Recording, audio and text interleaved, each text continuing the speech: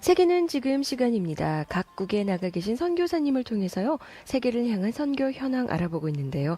오늘은 앞서 안내드린 대로 이집트로 갑니다. 이집트 선교사로 나가 계신 이은혜 선교사님과 전화 연결해서 말씀 나누는 시간 갖겠습니다. 안녕하세요. 안녕하세요. 안녕하세요, 선교사님. 예, 안녕하세요. 네, 반갑습니다. 반갑습니다. 예, 네, 지금 반갑습니다. 저희 극동방송 청취하고 계신 저희 청취자 여러분께도 인사 좀 해주시죠.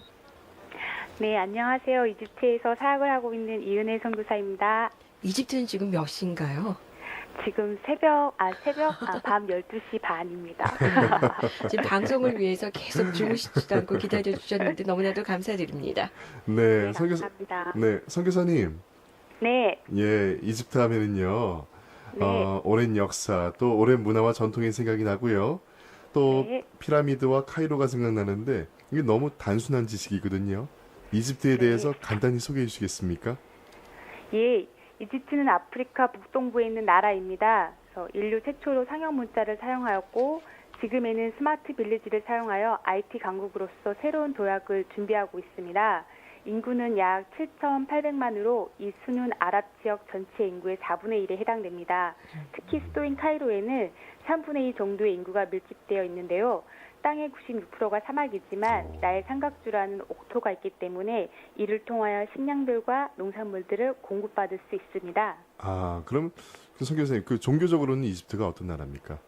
예, 종교적으로 이집트를 소개하자면 이슬람의 머리라고 표현을 합니다. 그 이유는 이집트에서는 전 세계 이슬람 지도자들을 양성하는 알 아자르 대학이 있고 네. 이것을 통해 많은 이슬람 지도자와 학자들을 배출하기 때문입니다. 그리고 기독교인들이 많은 핍박과 고난을 통해 믿음을 지켜온 나라가 바로 이집트입니다. 그 덕에 이집트의 전체 인구 중에 기독교인이 10%를 차지하고 있습니다. 네, 그렇군요. 네. 이슬람 이러면 또 라마단 기간이 생각이 나는데 네. 지금 현지 모습은 어떤지 궁금해요, 선교사님. 네, 지난주 토요일부터 라마단이 시작됐습니다.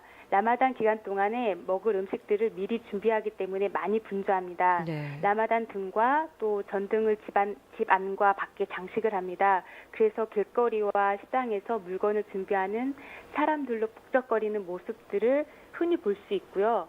라마단이 시작된 현재는 해가 지고 나면 축제 분위기라고 생각하시면 됩니다. 축제. 해가 뜰 때부터 해가 지기 전까지 금식 후에 폭죽을 터뜨리며 라마단 행사를 즐기는 모습을 쉽게 볼 수 있기 때문입니다. 네. 선교사님께서 말씀해 주신 대로 10%가 기독교인이고요.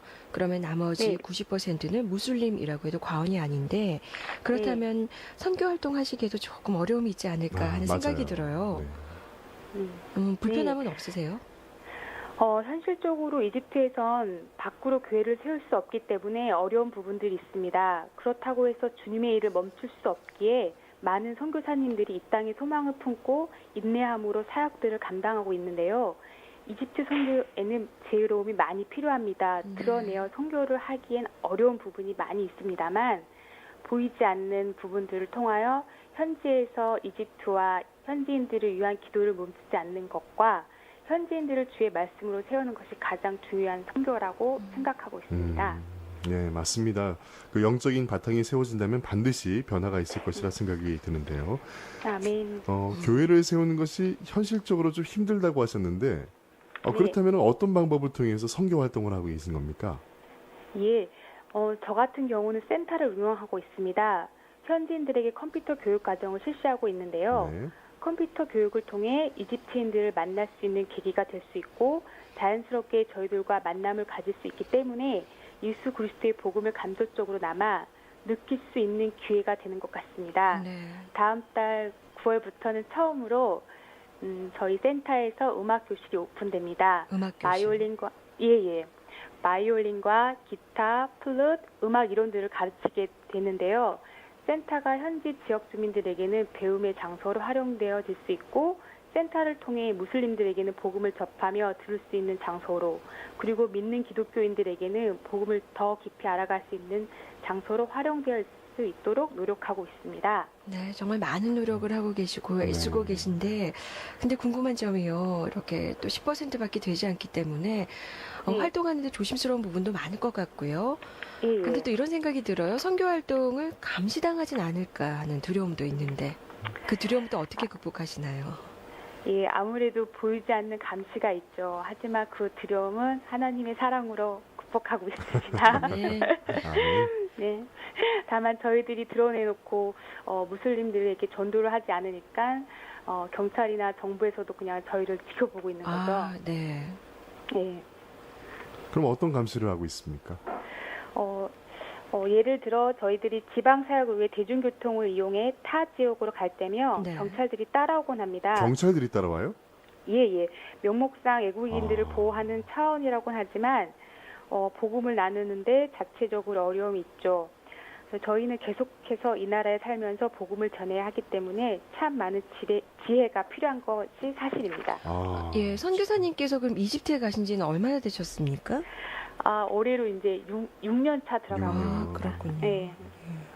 네. 그럼 그 경찰들까지 이렇게 따라오고 한다면 그 현지인들한테 그 복음을 전하는 것도 많이 힘든데 또 현지인들이 복음을 받아들이고 크리스찬으로서의 삶을 사는데 굉장히 어려움이 있을 것 같은데요. 네. 무슬림들은 예수님을 통한 구원이 무엇인지 또한 그 안에 있는 진리가 무엇인지 쉽게 이해하지 못합니다. 어려서부터 코란이라는 책을 통해 잘못된 진리를 배우고 자랐기에 그 안에 종교성은 있을 수 있지만 구원에 대한 개념을 모른다는 점이 참 안타까운 일이죠. 하지만 이집트인들에게도 성령의 역사하심은 분명한 변화를 불러오고 있습니다. 성경의 환난은 인내를, 인내는 연단을, 연단은 소망을 이룬다는 말씀이 참된 말씀이라는 것을 이집트에서 뼈저리게 느낄 수가 있는데요. 네. 진리는 소망을 이루고 아무리 환경이 어렵다 하여도 말씀의 진리를 통하여 구원이 소망과 기쁜 은혜가 오히려 한국에서보다 더욱 간절히 소원되고 있다고 생각됩니다. 아멘. 한마디로 진리의 기쁨을 체험한 이집트인들에게 구원의 소망이 있기 때문에 환경적인 어려움이 큰 문제가 되지 않는다는 점입니다. 네. 이 점이 비교적 자유롭게 신앙생활을 해온 한국 사역자로서 많은 부분을 생각하게 하고 회개케 한 부분입니다. 우리가 얼마나 지금 이 복음 안에서 자유로운지를 좀 맞아요. 반성하게 되는 계기가 되는 것 같아요. 그게 얼마나 감사한 건지 저희는 모르고 살 때가 많거든요. 그렇다면 이 현지인들을 어떤 방법으로 인도하고 계신지도 궁금합니다, 선교사님. 예, 먼저 무슬림들과 관계를 형성하기 위해서 지속적으로 만남을 가지며 접근해 가고 있습니다. 무슬림 같은 경우 1, 2년을 안다고 해서 복음을 전할 수 있는 것은 아닙니다. 네. 저희들에게 필요한 건 인내를 가지고 계속적으로 관계 형성을 해나가며 복음을 전하는 것입니다. 이처럼 이집트에서 원색적인 복음을 표현하기는 어렵습니다. 하지만 삶 속에서 일어나는 일들을 함께 이야기하고 현지인들과 동감할 수 있는 이야기들로 그들에게 다가가고 있습니다. 예를 들어 중동 지역은 거짓의 영이 너무나 핑비하기 때문에 네. 무슬림 가정을 방문했을 때 이야기를 나눠보면 거짓말이 왜 나쁜지, 왜 나쁘게 생각하는 것에 대해서 이들은 모르고 있습니다. 이런. 한국의 윤리적 개념과는 조금 다르죠? 네. 그렇기 때문에 급하게 사역을 진행하는 것은 무리가 있습니다. 그리고 현재 기독교인들과는 말씀과 기도를 통해 양육을 하고 있는데요. 예를 들자면 현재 양육하고 있는 분 중에 한 분이 결혼을 해서 아이를 4번 유산한 아픔이 있는 자매님이 있는데요. 네. 함께 가정을 위해 새로 태어날 아이를 위해 기도했을 때 주님께서 응답하셔서 예쁜 딸 아이를 건강하게 출산하게 되었습니다. 예, 감사해요. 하지만 딸을 얻은 기쁨이 커서 그런지 믿음이 흐트러지는 모습들을 보면서 때론 기사와 이적도 필요하지만 이들 안에 말씀을 통한 영적 양육과 중보 기도가 뒷받침되어야만 한다는 사실을 배울 수 있었습니다. 그래서 저희는 무엇보다도 말씀과 기도에 초점을 맞추어 현지인들을 양육하고 있습니다. 참 우리와는 다르다라는 생각을 하게 되는데요.